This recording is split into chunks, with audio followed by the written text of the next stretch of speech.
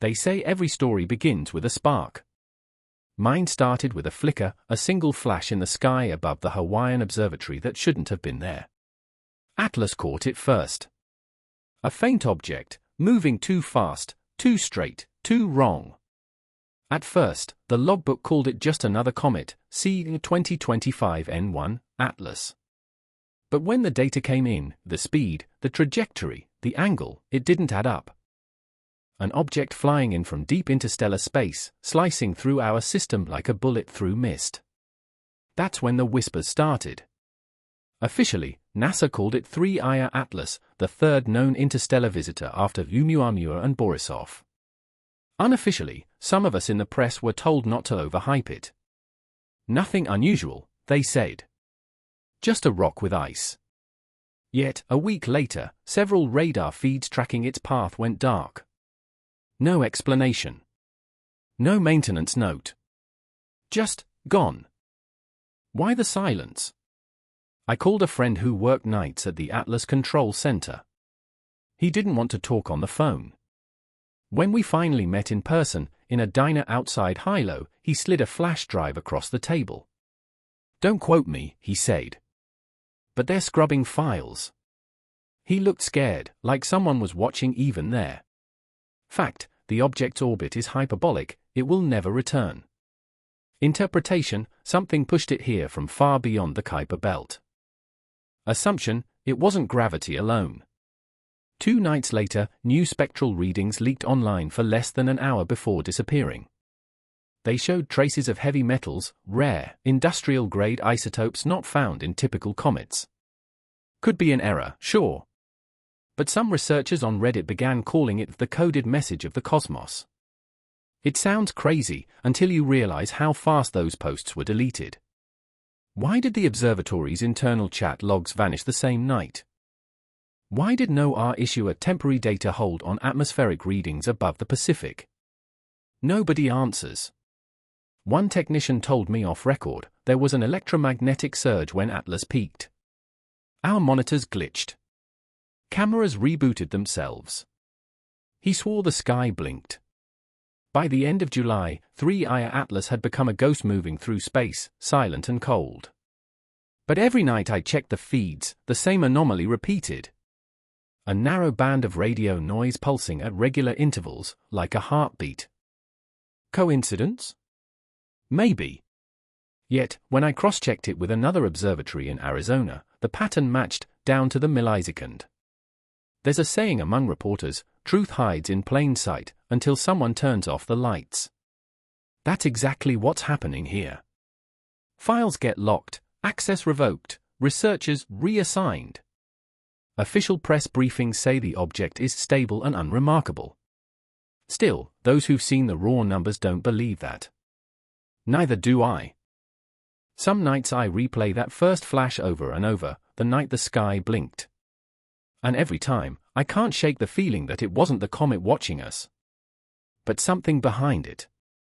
The next morning my inbox pinged with an anonymous email. No subject, no signature. Just one line. If you really want to understand 3-Ia Atlas, check the deleted directories. Attached was a zip file marked private telemetry. I shouldn't have opened it, but of course I did. Inside were fragments, partial logs, corrupted images, strange numeric patterns. At first glance, nothing special, exposure data, timestamps, sky coordinates. But line 213 caught my eye, a file path ending in temp_black_sun. That folder shouldn't exist on any public observatory system. Fact, Atlas runs under tight federal protocols, off-network storage is forbidden.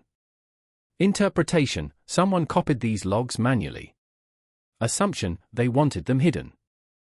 When I tried to trace the IP header, the trail went through 3 European servers and vanished into a dead node in Iceland. Almost like someone wanted me to find it, but not find them. A few colleagues I trust ran spectral analysis on the attached images. They noticed something odd, a faint lattice overlaying the comet's coma, too symmetrical to be random noise. Maybe sensor glitch, one said. But another whispered, or a signal. Around the same time, amateur astronomers from Arizona and Chile reported flickering radio bursts matching that lattice pattern. Then, within 48 hours, their posts disappeared. Accounts suspended. Even cached copies were wiped clean. There's talk online that the Department of Defense requested temporary obfuscation of deep space tracking data. Officially, it's for satellite calibration. Unofficially, no one's buying that. A few insiders hint that the interference frequency sits dangerously close to encrypted military channels. Coincidence? Maybe. But the pattern keeps repeating every 21 hours, give or take a minute. Like something's rotating or responding. Late one night I drove out to the desert with an old portable dish I bought off eBay. Static at first, then a pulse. Not random. 3 long, 2 short, 1 long. My recorder glitched before I could capture the full sequence. When I rebooted, the file was gone. Folder empty. Fact, my system was offline the entire time. Interpretation, local deletion is impossible without direct access. Assumption, something else reached in. Back at the motel, I checked social feeds, trending tag #Atlas Echo. Thousands claiming to hear the same pulse on ham radios. Most clips were fake, obvious edits. Still, a few sounded authentic. Faint hum, same rhythm. Then suddenly the hashtag vanished from trending lists. A new tag appeared instead, #system maintenance. By dawn, news outlets ran coordinated headlines. NASA confirms natural origin of 3I Atlas. All articles posted within 10 minutes of each other. All quoting the same anonymous agency spokesperson. None including the original audio files. There's a pattern here, not just in the data, but in the silence. Every time a question surfaces, the answer gets rewritten. And yet, the object keeps moving closer to the inner system, its signal growing sharper. Someone, or something, doesn't want us to listen. But if you tune the frequency just right, at 1420 MHz plus or minus 2 Hz, you can still hear the heartbeat. 3 days after the #Atlas Echo blackout, I got a call from a blocked number. The voice on the other end was calm, almost mechanical. "You're asking the wrong people," he said. Then a pause. "If you want the truth, come to Pasadena. Ask for Building 19. Click." No name. No callback. Just the sound of distant traffic before the line died. Fact, there is a Building 19 on the old JPL campus, officially decommissioned 5 years ago. Interpretation, either someone's using it off record, or the caller knew an inside route. Assumption, both. I landed in Los Angeles that night and drove east. The guard post was empty, the lights low, the whole complex looking like time forgot it. Yet the parking lot wasn't deserted, 2 black SUVs, engines warm. Someone was already there. Inside, the air smelled of ozone and old paper.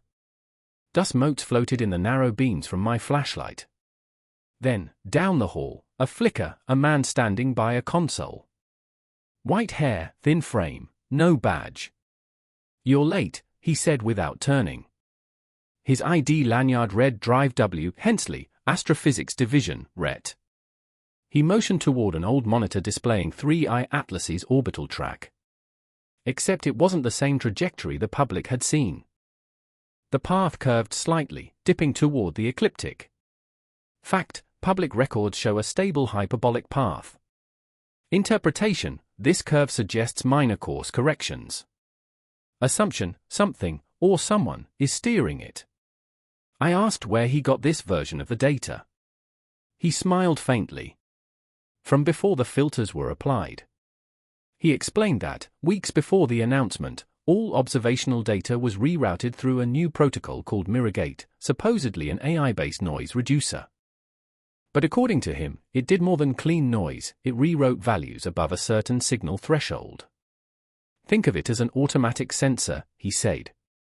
Not to hide noise, but to hide intent. Then he pulled out a small, battered drive. This is a copy from before the patch. He hesitated before handing it over. If they trace it to me, it won't end with a reprimand. I took it anyway. When I asked who they were, he didn't answer. He just looked up at the screen, the comet, a pale dot sliding across space, and whispered, "It's not coming through the system, it's coming for it." That night, back in my hotel, I decrypted the drive. The data was a mess, fragments of telemetry, bursts of unreadable binary, timestamps that looped backward. But one file stood out, echo_return_5. Log. Inside were coordinates, not of the comet, but of Earth. More precisely, a point off the California coast. The timestamp? 12 hours in the future. Fact, Atlas's communication latency is measured in minutes, not hours. Interpretation, the file was generated locally, predicting an incoming pulse. Assumption, the comet, or whatever's behind it, had scheduled contact. At exactly 3:17 a.m., my hotel room lights flickered. The laptop fan roared, screen filled with static. Then, through the noise, a pattern emerged. 3 long, 2 short, 1 long. The same rhythm I'd heard in the desert. Except now, it was clearer. Almost human. Before I could record it, everything shut down, power, phone, even the hallway exit light. Outside, the city was dark. And for a few seconds, the night sky glowed faint green. By dawn, electricity returned. No news reports, no mention of the blackout. Only a small NOAA notice buried online. Brief geomagnetic fluctuation detected over Southern California. Cause under investigation. A coincidence, they'd say. But when I opened the decrypted logs again, a new line had appeared, time-stamped after the outage. Signal acknowledged. No sender. No recipient. Just those 2 words. And maybe it's nothing. Maybe it's a glitch, a checksum error. But part of me knows better. Because when I checked my reflection in the dark laptop screen, for a split second, I swear the image blinked. I spent the next 48 hours moving from motel to motel, keeping my phone off and my laptop on airplane mode. The copy of Hensley's drive stayed zipped inside my jacket like a second heartbeat. Every few hours, I checked it, the same message stared back, signal acknowledged. No metadata, no digital fingerprints. Just those 2 words. Fact, there's no way a static file can update without connection. Interpretation, something external accessed it. Assumption, I wasn't the only one watching that screen. By the 3rd night, paranoia stopped feeling irrational, it felt like survival. A black sedan tailed me for 20 miles outside Barstow, headlights steady, never trying to pass. When I pulled over suddenly, it slowed, turned off, and vanished into the desert dust. Could have been coincidence. But the next morning, my motel clerk told me 2 men in suits had asked whether a freelance reporter checked in. He said they didn't leave names. I sent encrypted snippets of the data to 3 journalists I trusted. Within hours, 2 of their email accounts went dark, inboxes wiped, recovery disabled. The 3rd called me whispering, "Don't send more. Someone's already monitoring the transfer." Then the line died. Fact, journalists get hacked all the time. Interpretation, maybe I triggered an automated defense system. Assumption, or maybe the system is defending itself. Late that night, while reviewing the pulse logs, my laptop camera light flickered on for half a second. No app open. No system alert. Just that tiny, unblinking eye. I covered it with tape, heart racing. Then the speaker hissed, soft static, almost like breathing. I forced myself to listen. Beneath the white noise, I heard faint modulation, rhythmic and deliberate. When I filtered it, the waveform formed a familiar pattern, the comet's trajectory overlaid with a line pointing directly to Earth. The timestamp matched the comet's next perihelion. And below it, a single line of code appeared on my screen. Observation complete. Initiate Phase 2. Phase 2 of what? No one could tell me. Because by morning, every online archive referencing Mirrorgate had vanished. Even cached pages returned error codes. Dr. Hensley's phone disconnected. His home went dark. Neighbors claimed he'd moved out overnight. NASA's next press briefing labeled 3I Atlas non-anomalous and fading from view. No questions allowed. The same day, independent telescopes reported a faint secondary object trailing it, small, metallic, reflecting at unusual frequencies. Hours later, their feeds were temporarily suspended for calibration. And yet, at 4:13 a.m., my personal receiver, the one I'd buried under static, came alive again. 3 long, 2 short, 1 long. Only this time, another pattern followed, Morse code. I decoded it by hand. It spelled a single word, listen. I don't know who, or what, sent it. All I know is that, since then, the signal hasn't stopped. It's faint, steady, pulsing somewhere between the hydrogen line and human heartbeat. Every time it blinks, streetlights outside my window dim for a fraction of a second. Coincidence? Maybe. But when I unplug everything, even the batteries hum. Now, agencies are calling the comet harmless cosmic debris. News anchors smile on cue. The public loses interest. And somewhere, out past Mars, a fading light drifts quietly, or pretends to. I keep writing, keep recording, though my posts never stay up for long. Sometimes I wonder if anyone's reading anymore, or if the message was never meant for us at all. Still, I'll keep listening. Because every truth starts as noise, until someone hears the pattern. Whether 3I Atlas is a rock, a relic, or a message, no one can say for sure. Not yet. And maybe it's nothing. Maybe it's everything. Or maybe, as the old man said before he vanished, it's not coming through the system. It's coming for it. Whether that's a coincidence, I'll let you decide. Because in the static tonight, the sky just blinked again.